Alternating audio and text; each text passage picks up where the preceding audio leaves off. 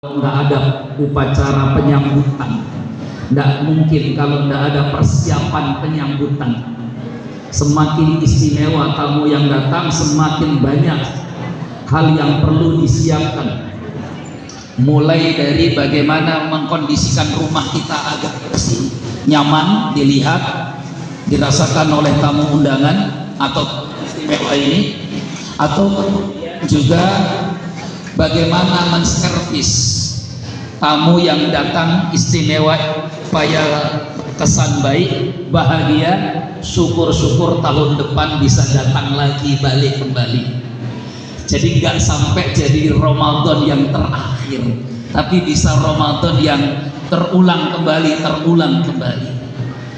Bapak Ibu semua yang dimuliakan Allah Subhanahu wa Ta'ala, benar tadi apa yang dikatakan oleh guru kita, bahwa dahulu para pendahulu kita yang saleh, mereka persiapan menyambut datangnya bulan Ramadan itu bukan seminggu sebelum kedatangan Ramadan, bukan sebulan sebelum kedatangan Ramadan, ada yang 3 bulan sebelum kedatangan Ramadan, seperti Imam Nawawi contohnya. Nawawi dari sejak mulai bulan Rajab, Sya'ban, beliau selalu mengkhatamkan Al-Quran untuk menyambut datangnya Ramadan 2 hari sekali. Kalau kita nunggu bulan Ramadan baru mau rencana hatam Quran, itu pun baru rencana, kalau tidak ada halangan. Kalau ada halangan, bahasanya yang penting ngaji. Bahkan para sahabat dahulu, mereka ketika mau berjumpa dengan Ramadan setengah tahun sebelumnya bahkan sudah berdoa. Memang tidak ada doa khusus dari Nabi Shallallahu Alaihi Wasallam untuk menyambut datangnya bulan Ramadan, sehingga pada umumnya doa apapun itu yang penting berisi kebaikan diperbolehkan. Hanya para salafun saleh, pendahulu kita yang soleh dahulu biasa berdoa, Allahumma sallim Ramadan wa sallim lana Ramadan wa tasallam mutaqabbal. Ya Allah, sampaikan kami kepada bulan Ramadan. Ya, kalau di masyarakat kita pakai Allahumma barik lana fi Rajaba wa Sya'ban. Jadi dari bulan Rajab sudah mulai berdoa. Pada intinya orang beriman itu, hadirin hadirat, adalah mereka orang-orang yang selalu berbahagia ketika menyambut datangnya tamu istimewa yang bernama Ramadan. Berbeda dengan orang fasik. Orang fasik ini kalau mau ketemu bulan Ramadan, mereka putar otak, pusing. Kira-kira nanti bulan puasa cari makan di mana ini? Pikirannya mau makan. Karena kedai-kedai warung makan banyak yang tutup. Kalaupun mau buka, bukanya pun nyumput-nyumput. Yang mau makan pun sebelum masuk nyumput-nyumput. Ini orang-orang yang fasik. Makanya saudaraku yang dimuliakan Allah Subhanahu wa Ta'ala, ini semua kita perlu persiapan dengan sukacita. Itu dalam bahasa Arab disebut dengan tarhib, diambil dari kata rahaba yurahibu tarhiban marhaban. Kalau kata orang, kalau tamunya istimewa dan disukai sama tuan rumah, maka jawabnya marhaban kan gitu ya. Orang-orang kan biasa begitu. Maka kita juga sama, kalau datang bulan Ramadan maka kita katakan marhaban ya Ramadan, marhaban. Karena ada banyak sekali alasan untuk kita semua bagaimana kita mesti mencintai bulan Ramadan. Ada banyak alasan. Sebagian tadi sudah disampaikan oleh guru kami, Dr. Yusuf, ya, tentang alasan-alasan apa sih jadi sebab kenapa kita bersuka cita. Yang pertama, Bapak Ibu, karena hanya orang-orang khusus saja yang diundang oleh Allah. Hanya orang-orang istimewa saja yang diundang oleh Allah. Ini pengurus wilayah, pengurus daerah Muhammadiyah, kalau tiba-tiba dapat surat undangan dari Pak Prabowo itu kan pasti senang banget. Ya, langsung dibuat status di WA, langsung dibuat status di Facebook. Kenapa? Dapat undangan langsung dari Pak Presiden. Padahal undangan Pak Presiden tadi nggak menjanjikan apa-apa, hanya sekedar datang diundang ke istana. Itu pun sudah cukup membuat kita bahagia betul, bangga betul, karena rakyat Indonesia ini ratusan juta jumlahnya. Dari ratusan juta itu kok kita yang diundang, wah itu berarti luar biasa, luar biasa. Sama ketika Allah Subhanahu wa taala menyebutkan dalam Al-Qur'an, ya ayyuhalladzina amanu. Itu kan istimewa banget Bapak Ibu. Dari semua jumlah ayat Al-Qur'an yang ada, Allah hanya panggil ya ayyuhalladzina amanu 89 kali. Padahal jumlah seluruh ayat Al-Qur'an kan banyak banget. Kalau di SD dulu kita diajarkan jumlah ayat Al-Qur'annya 6.666 ayat. Sampai SMP saya penasaran, manual saya hitung. Waktu belum zaman ada HP. Ya, karena saya punya HP pertama pun itu kuliah. Ya, lulus mondok baru bisa punya HP zamannya. Karena zaman kita ini dulu pada nggak pegang HP. Beda dengan zaman anak-anak sekarang. SD saja sudah pada punya HP. Kami nggak ada, zaman itu nggak ada. Ya, karena HP ini kan tren-trennya kan tahun-tahun 2000 sekian lah ya. 2000 sekian. Itu pun kita baru punya HP dulu yang masih tune-nya itu masih satu. Nah, ya, kalau ada yang nelpon sengaja suaranya dibesarkan karena biar tahu ada yang nelpon. Kalau zaman sekarang malah malu begitu, karena rata-rata semua pada punya HP, bahkan HP-nya bagus-bagus itu. Jadi Bapak Ibu semua yang dimuliakan Allah, dulu saya SMP tahun 2000 itu saya coba hitung manual pakai kalkulator. Sebenarnya berapa jumlah ayat Al-Qur'an ini? Ternyata saya temukan hasilnya berbeda dengan yang disebutkan di buku. Saya hitung dari mulai Al-Fatihah 7 ayat, tambah Al-Baqarah 286 ayat, tambah Ali Imran 200 ayat, sampai ujungnya nanti An-Nas. Ternyata hasilnya 6.236 ayat. 6.236 ayat.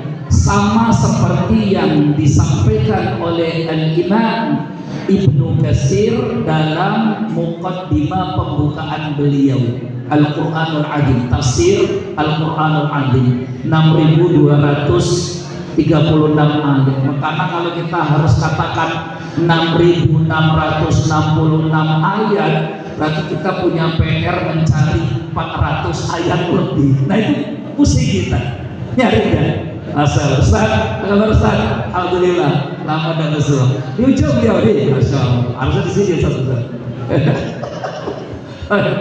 Jawab sekalian. Jadi dari 6.236 ayat, dari 6.236 ayat, hanya ada 89 kali Allah mengundang orang-orang istimewa. Ya ayyuhalladzina amanu. Makanya di Bandar Lampung kami sedang menggalakkan ngaji tafsir ya ayyuhalladzina amanu. Jadi ada satu kitab menarik bagus sekali ditulis oleh Syekh Abdul Latif Buhairi. Nama kitabnya Nidaatur Rahman li Ahli Iman.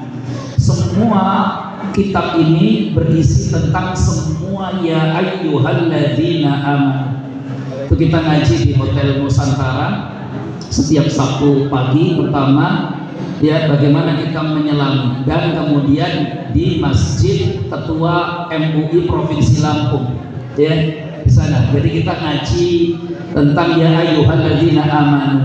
Nah, Bapak Ibu semua yang dimuliakan Allah, kesimpulannya adalah apa yang dikatakan oleh sahabat Nabi yang mulia Ibnu Mas'ud radhiyallahu anhu. Apa kata Ibnu Mas'ud? Kalau kau mendengar dan membaca ya ayyuhalladzina amanu dalam Al-Quran, maka fa'ari as-sam'at, maka gunakan baik-baik pendengaranmu, coba fokus betul-betul, kata beliau. Kenapa? Karena setelah ya ayyuhalladzina amanu pasti ada berita yang besar. Imma amrun tu'maru bih au nahyun tunha anhu.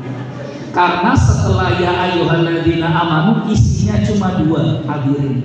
Isinya cuma dua. Di mana-mana kita melewati ya ayyuhalladzina amanu dalam Al-Qur'an isinya cuma dua. Satu, ada perintah yang harus kita lakukan, atau ada larangan yang harus kita tinggalkan.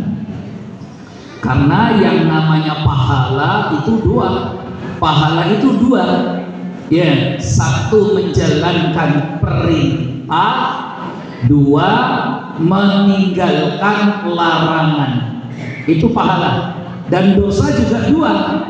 Satu melanggar perintah, dua melanggar larangan. Jadi dua-duanya bisa mendatangkan pahala dan dua-duanya bisa mendatangkan dosa. Nah, puasa ini termasuk bagian dari perintah yang wajib, bahkan jadi salah satu rukun dari keislaman. Kalau ditinggalkan, na'udzubillah ini menjadi dosa yang sangat besar. Baik, saya tanya dulu nih, ibu-ibu. Halo ibu-ibu semua yang di belakang. Kira-kira menurut ibu-ibu kira-kira mana yang lebih besar di sisi Allah, hukuman dan azabnya? Apakah meninggalkan perintah Allah atau melanggar perintah Allah atau melanggar larangan Allah? Mana yang lebih besar? Kan sama-sama ini dosa besar semua nih. Melanggar larangan Allah ya dosa besar, melanggar perintah Allah juga dosa besar. Maka pertanyaannya, kalau dua hal ini dikumpulkan, mana yang paling besar azab siksanya? Apakah melanggar perintah Allah atau melanggar larangan Allah? Kira-kira mana yang paling besar? Halo? Gitu. Jadi para ulama di Masjid Ar-Ridho berbeda pendapat. Tadi perintah atau larangan? Perintah atau larangan? Baik. Yang menarik dijelaskan oleh Imam Ibnu Qayyim. Ibnu Qayyim punya kitab bagus sekali, namanya Bada'iul Fawaid. Jadi Ibnu Qayyim punya dua kitab yang namanya Fawaid. Satu namanya Fawaidul Fawaid. Itu ada dua jilid. Alhamdulillah kami juga punya di rumah. Kemudian yang satu Bada'iul Fawaid. Ini juga kita punya. Jadi kalau kita ingin tahu intisari ilmu yang jadi ringkasan seorang Ibnu Qayyim, maka kita bisa ambil dan baca kitab Bada'iul Fawaid. Ini intisari dengan Fawaidul Fawaid. Ini bagi yang punya minat di dunia nuntut ilmu dan dakwah ya. Nah, kemudian beliau membawakan satu qaul, kaidah agama kita. Ini kaidahnya, kata beliau, tarkul amri indallahi a'zam min irtikabil nahyi. Kata Imam Ibnu Qayyim, tarkul, ini bukan ucapan beliau tapi juga ulama-ulama pendahulunya. Jadi beliau tinggal membawakan satu pasal saja di kitabnya. Kata beliau, tarkul amri indallahi a'zam min irtikabin nahyi. Melanggar perintah Allah itu lebih besar siksa dan hukumannya dibandingkan melanggar larangan-larangan Allah. Meskipun dua-duanya sama-sama dosa. Kenapa para ulama mengambil kesimpulan seperti ini? bahwa melanggar perintah Allah itu lebih besar hukumannya dibandingkan melanggar larangan Allah, karena mereka punya seabrek dalil yang menguatkan kaidah ini. Dalil yang paling kuat adalah kisah tentang nenek moyang kita, Nabi Adam alaihi salam dan iblis laknatullahi alaihi. Dua-duanya awalnya adalah makhluk yang Allah muliakan, tinggal di surga. Tapi kemudian karena kedengkian yang ada di dalam hati iblis melahirkan sifat kesombongan, sehingga mengatakan ana khairun minhu, saya lebih baik daripada Adam, sehingga membuat iblis ingkar dan melanggar perintah Allah untuk bersujud. Allah pun mengusir iblis. Adam alaihissalam Allah perintahkan tinggal di surga. Fakula minha ragadan haitsu syi'tuma wa la taqrabu hadhihi syajarah. Silakan kalian berdua makan apa saja yang mau dimakan, tapi jangan dekati satu pohon ini yang dilarang oleh Allah, dilanggar oleh Nabi Adam, dan akhirnya Allah pun mengusir Adam alaihissalam dari surga. Sama-sama salah, sama-sama diusir. Tapi di akhir kisah Allah kemudian firmankan, fatalaqa Adam, maka Allah berikan kepada Adam dari Tuhannya kalimat fataba alaihi, yang kalau diucapkan kalimat itu Allah menerima taubatnya. Rabbana zalamna anfusana wa illam taghfir lana wa tarhamna lanakunanna minal khasirin. Jadi kesalahan yang dilakukan ditutup, diampuni oleh doa yang dipanjatkan. Allah firmankan itu di surat yang lain, surah Al-A'raf. Maka kalau kita lihat kurikulum Ramadan, Bapak Ibu semua, lihat kurikulum Ramadan ini gak pernah berubah sejak pertama kali Ramadan Allah turunkan dulu, tetapkan dari tahun kedua Hijriah sampai hari ini tahun 1447 Hijriah. Berarti sudah 1445 kali Ramadan dikerjakan. Dan bisa bayangkan 1445 kali Ramadan dikerjakan. Rasulullah bersama para sahabatnya seumur hidup beliau berpuasa 8 atau 9 kali. 8-9 kali itu Bapak Ibu sudah cukup untuk menjadikan mereka semua generasi yang la'allakum tattaqun. 8 kali. Kita puasa Ramadan sudah berapa kali? Terus dari sekian banyak Ramadan itu, bahkan ada yang puasa dari sejak SD, sejak TK sudah puasa sampai sekarang. Sekarang 41 tahun saya, berarti ya kurang lebih sudah ya berarti 30-an. Ya saya puasa kelas 1 SD, ingat puasa pertama kelas 1 SD, ya mungkin sudah 30-an kali lebih.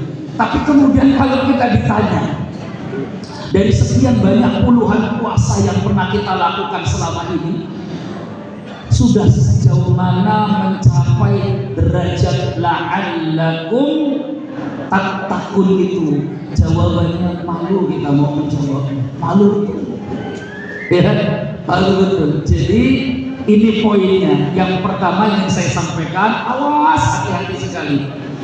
Karena perintah itu kedudukannya di dalam syariat kita paling tinggi. Hukum perintah itu paling tinggi.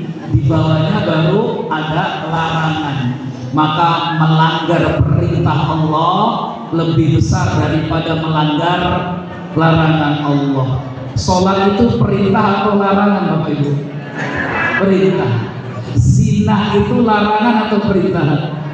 Larangan. Kalau ada dua orang di pinggir kita ngobrol sama kita, yang satu pezina, yang satu nggak mau sholat, kira-kira kita merasa risih sama orang yang mana?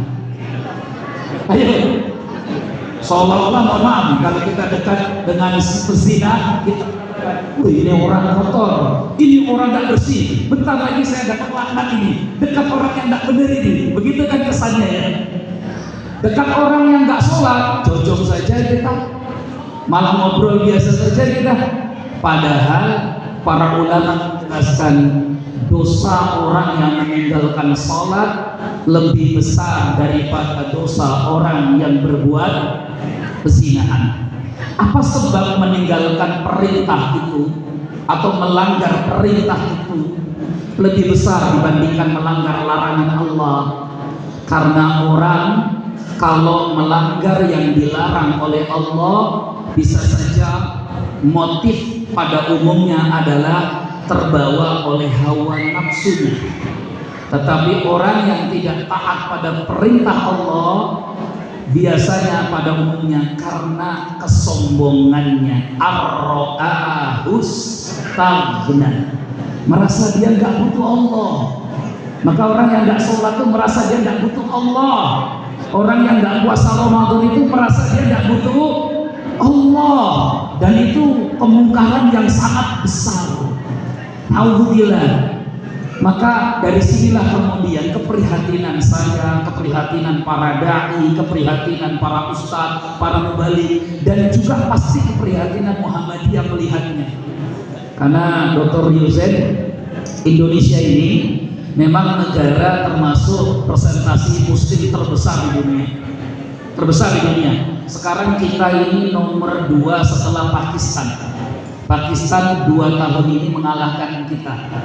Maka jamaah haji mereka paling besar sekarang 2 tahun ini dibandingkan Indonesia. Selama ini berpuluh-puluh tahun Indonesia itu selalu nomor 1. Jadi waktu kami kemarin seminar tentang bimbingan ibadah haji bersama para menteri dan mantan menteri agama di Jakarta, hadir bersama kita Ustaz Lukman, Pak Lukman, kemudian Kiai Said Akil, Munawar, mantan menteri agama. Yang nggak hadir waktu itu cuma Gus Yakut saja yang nggak hadir, ya yang lain hadir semua. Jadi waktu itu saya bertanya, kenapa kok ada fenomena hari ini belakangan 2 tahun Pakistan malah lebih besar jumlah jamaah hajinya ketimbang kita?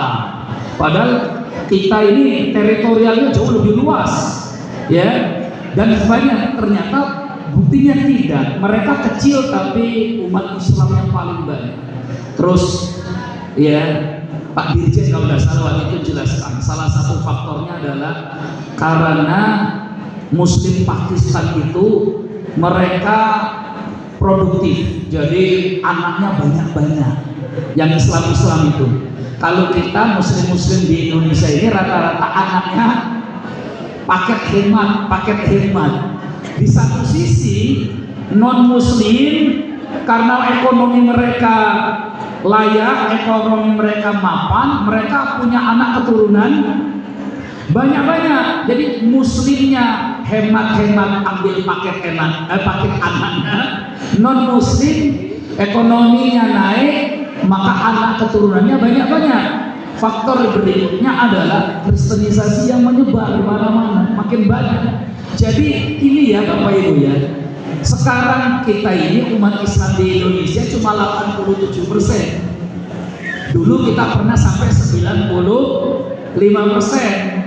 Jangan kemudian kaget kalau 10 tahun, 20 tahun ke depan, jangan-jangan presentasi umat Islam di Indonesia ini nanti tinggal 75%. Dan jangan kaget kalau tahu-tahu nanti 2050 jangan-jangan 50%. Oke, ini secara presentasi. Yang lebih memprihatinkan lagi adalah presentasi Muslim mayoritas di Indonesia yang secara kuantitas jauh lebih banyak, tapi kualitasnya memprihatinkan. Dari mana kita tahu? Anda bisa cek Google hari ini. Cek saja di Google, umat Islam di Indonesia hari ini yang sholat berapa persen, yang nggak sholat berapa persen. Yang sholat 38%, yang sholat, yang tidak sholat 62%. Sehingga ketika kita berbicara tentang tarhib Ramadan, maka puasa Ramadan itu beriringan dengan presentasi berapa perhatian orang Islam yang sholat di negeri ini. Hari ini kita semangat menjalankan ibadah puasa Ramadan. Di sisi yang lain, di sana ada saudara-saudara kita yang masih banyak butuh pemahaman untuk mau menjalankan puasa. Karena kebanyakan kaum muslimin di Indonesia antara yang puasa dan yang tidak puasa, lebih banyak yang tidak puasa. Saya itu hampir tiap Ramadan seringkali diundang untuk acara iftar bersama, buka bersama, bukber atas nama perusahaan, company atau yang lain. Kadang saya masuk ke hotel-hotel yang besar itu, hotel kan, apa Energia, ya, untuk acara bukber. Ternyata di hotel itu Bapak Ibu yang buka bersama penuh, full. Tapi semua yang buka bersama full itu pas waktu sholat maghrib hanya sedikit saja. Ini PR kita semua nih, termasuk Muhammadiyah. Bagaimana organisasi dakwah ini juga mampu kita sama-sama menyadarkan umat bahwa puasa ini bukan hanya sekedar puasa, tapi bagaimana kemudian kita juga punya kesadaran untuk menyempurnakan ibadah Ramadan ini dengan ibadah sholatnya. Apalagi Pak Menteri Agama, ya, Pak Profesor Nasruddin Umar, saya baca di situs Kementerian Agama bulan Desember setelah beliau dilantik, beliau bekerja sama dengan Lembaga Pendidikan Al-Quran PTIQ Jakarta Ciputat untuk mensurvei sejauh mana umat Islam di Indonesia tentang kemampuan mereka membaca Al-Quran bulan Desember, Bapak Ibu, ya. Maka PTIQ kemudian melakukan survei di kurang lebih 25 kota besar seluruh Indonesia. Hasilnya mencengangkan Bapak Ibu semua. Nanti bisa dicek di situs Kementerian Agama ri.com. Apa hasilnya? 72% orang Islam di Indonesia buta baca tulis Al-Quran. 72%. Allahu Akbar, ya Allah, bayangkan. Saya takutnya nih kekhawatiran kita nih. Jangan-jangan yang 28% yang bisa baca Quran itu adalah 28% sisa-sisa peninggalan kolonial. Yang macam-macam bapak-bapak ini. Ini kan peninggalan kolonial nih. Tapi yang Gen Z sekarang ini, Allahu Akbar, coba kita cek. Hari ini ada tolok ukur yang salah. Orang tua seringkali mengukur kesuksesan anak kita itu dari bagaimana anak-anak kita ini dapat punya gelar-gelar akademis yang banyak. Ya, itu tidak salah. Orang mengejar gelar akademis itu tidak salah, asal kemudian tidak menyampingkan bagaimana kemudian pemahamannya terhadap agama. Sholatnya seperti apa, bacaan Al-Qurannya seperti apa. Gagal kita sebagai orang tua, Bapak Ibu semua, ketika kita hanya mengukur kesuksesan anak kita ini dari gelar-gelar akademik yang seabrek-abrek itu. Tapi kemudian ketika kita wafat, orang tuanya wafat, bapaknya wafat, ibunya wafat, sekedar jadi orang yang sholat mengimani jenazahnya saja, saya nggak bisa baca Quran, nggak bisa, gagal. Bayangkan, ini survei-survei yang membuat kita khawatir. Dan dari kegelisahan ini harusnya kemudian saya dan Muhammadiyah semuanya kita mulai coba menyusun bagaimana langkah-langkah strategis, di mana anak-anak kita sekarang diukur. Semua yang sekolah di lembaga-lembaga Muhammadiyah nggak boleh ada yang nggak bisa baca Quran. Malu kita, malu kalau ada siswa sekolah di lembaga Islam Muhammadiyah tapi lulus nggak bisa baca Quran. Wah, malu. Ayo, kepala sekolahnya harus dikoreksi. harus dievaluasi. Kalau sampai ada yang nggak bisa ngaji, karena ketika kita belajar, ketika kita bicara tentang tarhib Ramadan, evaluasi Ramadan, kurikulum Ramadan, Bapak Ibu kembali kepada Al-Quran. 1400 tahun yang lalu, kurikulum Al-Quran tentang Ramadan itu nggak pernah berubah. Trainingnya itu terus. Apa itu kurikulum Ramadan? 1 Al-Baqarah 183, yaitu puasa. 2 Al-Baqarah 184, yaitu it'amu masakin, memberi makan fakir miskin, sedekah.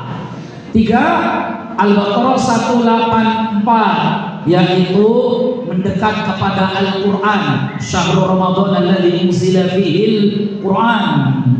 5 Al-Baqarah 186, yaitu banyak berdoa, wa idza sa'alaka ibadi anni fa inni qarib. 7 Al-Baqarah 6 Al-Baqarah 187, yaitu i'tikaf, mendekatkan diri ke masjid. Nggak pernah berubah.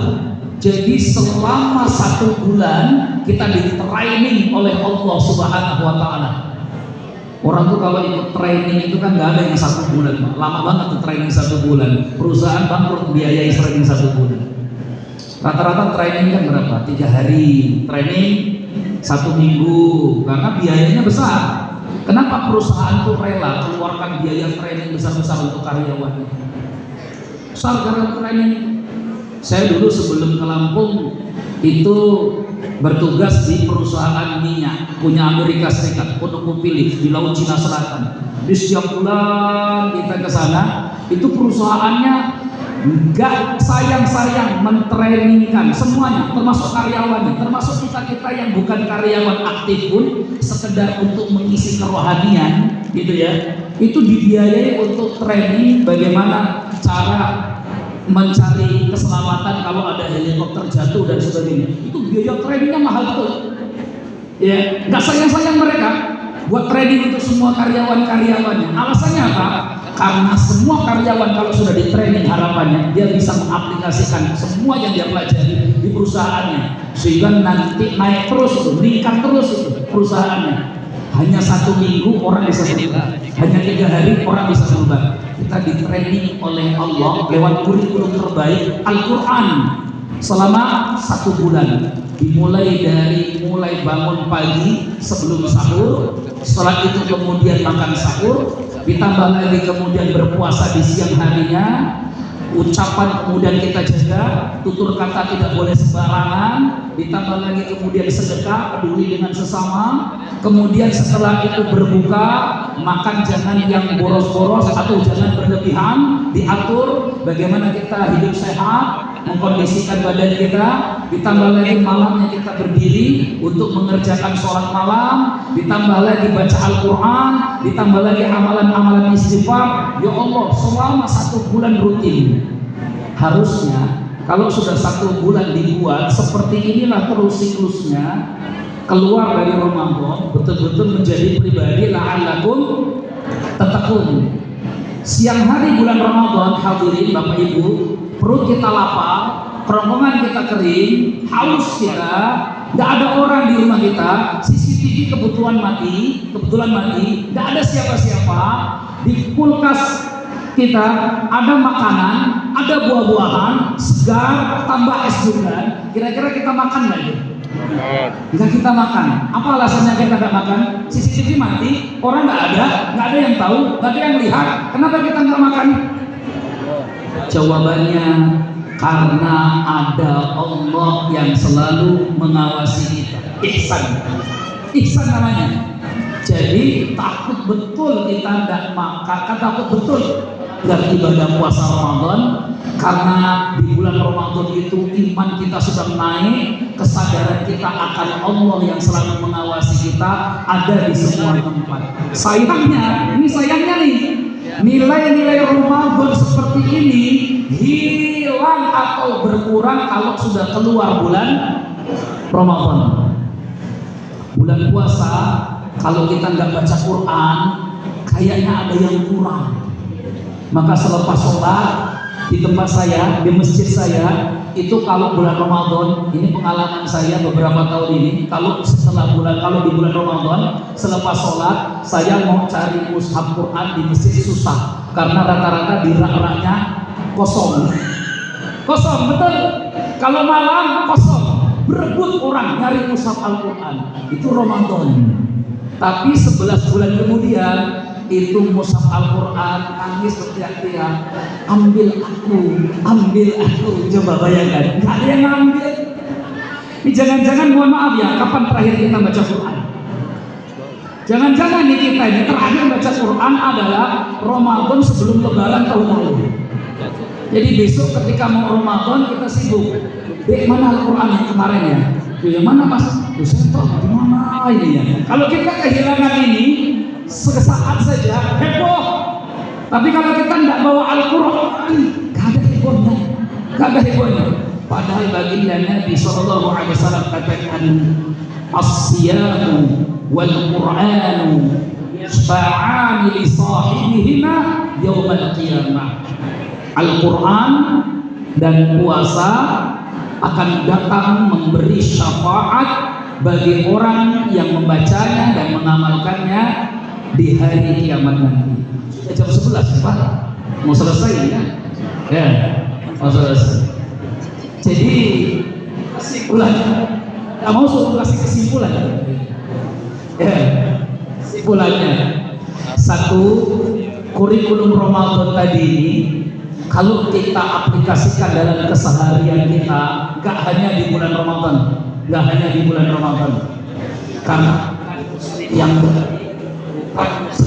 baik kalau taat nunggu, bukan muslim yang baik kalau taat nunggu bulan Ramadan.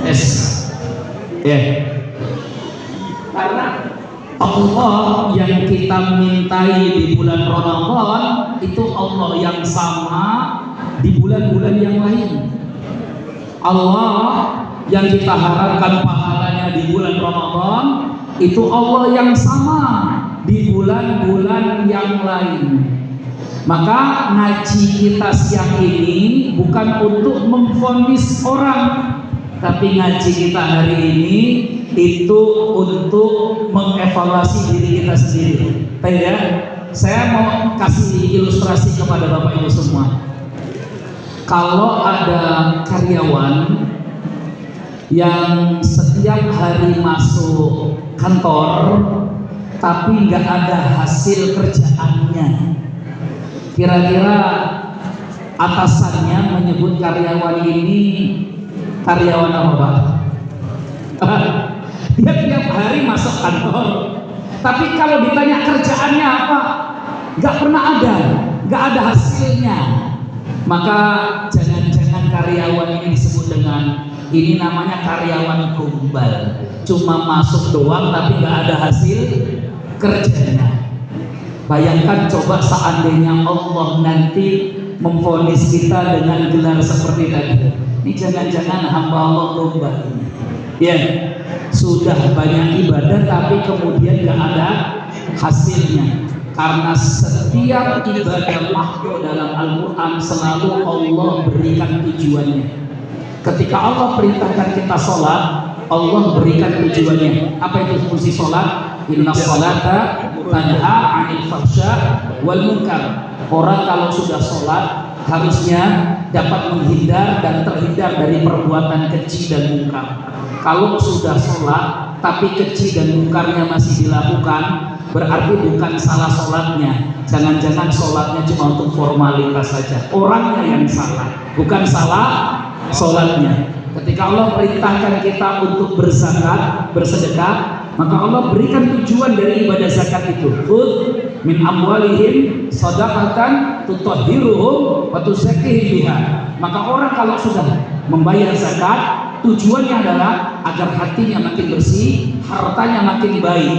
Kalau ada orang sudah berzakat, jiwanya makin sombong, hartanya makin gak jelas, berarti ada yang salah dengan zakatnya. Jangan-jangan zakatnya sekedar untuk menghilangkan sial saja. Karena ada koruptor itu, dia bayar zakat untuk menghilangkan sialnya saja. Dia korupsi 300 miliar, zakat 1 miliar, masih untung lah katanya ya, hilangkan sial katanya. Maka begitu juga ketika Allah perintahkan kita haji. Apa yang Allah perintahkan ketika kita haji? Tujuannya adalah orang yang sudah haji nggak ada lagi tutur kata yang kotor, nggak ada lagi yang suka bertengkar, nggak ada lagi perbuatan-perbuatan fasik. Maka kalau sudah haji, omongannya masih kotor, perbuatannya masih fasik, bahkan sering kali ngajak tengkar, ada yang salah dengan hajinya, ya kan? Kan lucu kalau Pak Haji masih goyang sama biduan, kan lucu Pak. Pak Haji goyang sama biduan gimana ceritanya? Karena baru pulang haji, malu sama pecinya dan sebagainya. Begitu pula ketika Allah perintahkan kita puasa, gampang cara mengukurnya. Kira-kira puasa kita selama ini betul-betul sudah menjadi pribadi takwa atau belum? Maka yang terakhir saya sampaikan, ukuran takwa itu 4. Ukuran takwa itu 4. Maka dari 4 ini nanti kita akan mengevaluasi diri kita sendiri dari ibadah Ramadan, sudah sejauh mana kita mendapatkan nilai-nilai dari ibadah puasa ini. Hal ini dikatakan oleh Ali bin Abi Thalib radhiyallahu anhu, menantu Nabi, sahabat Nabi sallallahu alaihi wasallam. Yang pertama, al-khaufu bil jalil, ada rasa takut kepada Allah. Sebagaimana tadi kita takut kalau nggak ada yang tahu makan bulan Ramadan, nggak ada yang tahu tapi tetap takut puasa kita nggak diterima oleh Allah. Takut ketika kita puasa bicara yang kotor, kenapa? Takut puasanya nggak dapat pahala. Takut ketika kita puasa melihat yang tidak baik, melakukan yang tidak baik. Takut kalau pahalanya nanti hilang. Rasa takut ini Bapak Ibu harus terus kita hadirkan. Negeri kita ini nggak kurang orang pinter, yang kurang cuma orang takut saja. Orang pinter banyak banget, ya. Tapi yang pinter, yang punya rasa takut kepada Allah sedikit. Akhirnya pinter tapi minteri orang, pinter tapi buat produk hukum undang-undang yang menyusahkan masyarakatnya karena minteri orang, yang kurang rasa takutnya kepada Allah. Seperti takutnya Umar bin Khattab ketika perintahkan seluruh stafnya yang ada di Kufah bikin jalan bagus-bagus, padahal pusat pemerintahannya ada di Madinah. Di Kufah, di Irak sana, berapa negara dilewati, baguskan jalannya. Kenapa Khalifah? Kan itu jauh dari kita. Saya takut kalau ada jalan jelek, terus keledai terpleset, terpelanting, patah kakinya, saya nanti yang akan dimintai pertanggungjawaban di hadapan Allah. Maka seandainya seluruh pemimpin di negeri kita punya rasa takut kepada Allah, takut dimintai pertanggungjawaban, nggak ada jalan-jalan kita yang berlobang yang buat orang kecelakaan. Alhamdulillah ya, Bandar Lampung bagus jalannya Pak ya. Alhamdulillah. Lampung bagus jalannya Pak. Alhamdulillah ya. Yang pertama, tanamkan selalu rasa takut. Suami yang punya rasa takut, dia nggak akan zalim kepada istrinya. Orang tua yang punya rasa takut, dia nggak akan zalim pada keluarganya. Anak yang punya rasa takut, dia nggak akan durhaka kepada orang tuanya. Atasan yang punya rasa takut, dia nggak akan zalim kepada bawahannya. Dan karyawan bawahan yang punya rasa takut, dia tidak akan semena-mena mempermainkan perusahaan atau tempat dia bekerja. Yang penting hadirkan rasa takut seperti halnya kita berada di bulan Ramadan. Ini yang pertama. Yang kedua, al-amalu bitanzil. Orang yang bertakwa itu dekat dengan Al-Quran, mengamalkan Al-Quran. Maka mustahil orang dikatakan bertakwa kalau jauh dari Al-Quran. Oleh karena itu, saudaraku yang dimuliakan Allah, coba buat agenda, buat program, runutkan program itu, bikin target. Karena kalau tidak punya target kita di bulan Ramadan, ibarat kata orang kampung, anget-anget tai ayam. Hari pertama 5 juz Al-Quran, hari kedua Ramadan 4 juz Al-Quran, hari ketiga Ramadan 2 juz Al-Quran. Selebihnya berapa juz Pak hari ini? Yang penting ngaji lah Mas. Yang penting ngaji lah Mas. Jadi buat target Pak. Saya buat target. Saya di rumah bersama istri, anak-anak saya bikin target.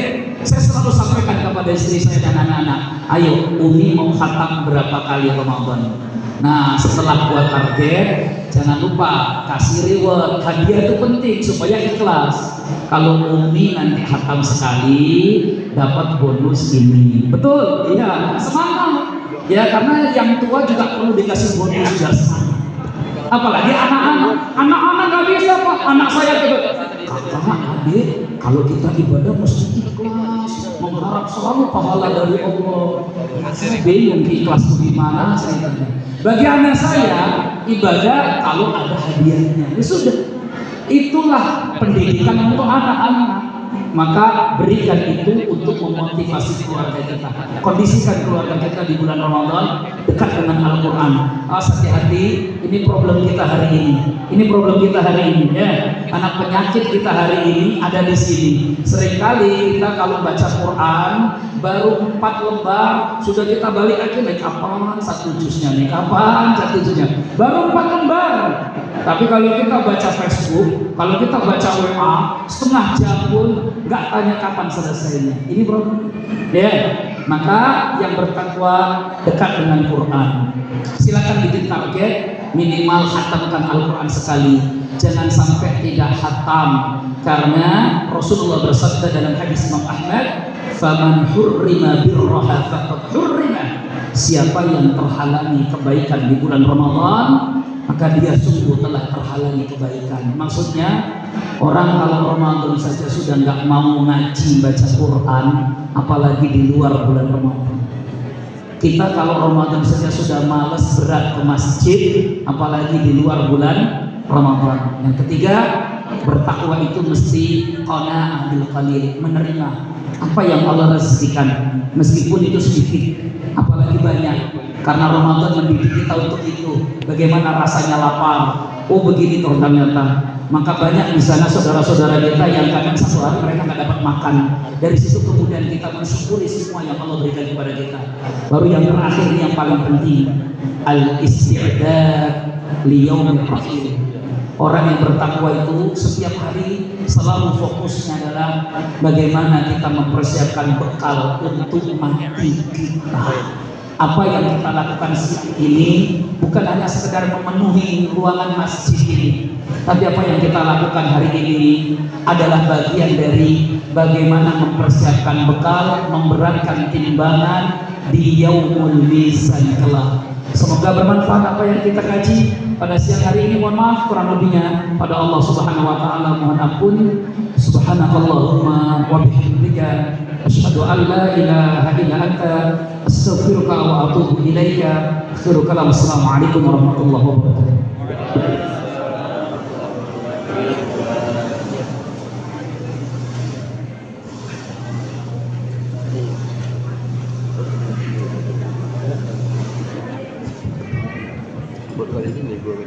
Alhamdulillah, syukron Ustaz. Semoga apa yang kita dengarkan pada siang hari ini benar-benar memberikan keberkahan dan semakin kuat ketakwaan kita, semakin siap diri dan mental kita untuk menghadapi bulan suci Ramadan. Baiklah, acara demi acara sudah kita lalui bersama. Sampailah kita pada penghujung acara kita pada hari ini. Mari untuk acara kita pada hari ini sama-sama terlepas alhamdulillahirabbil alamin. Assalamualaikum warahmatullahi wabarakatuh.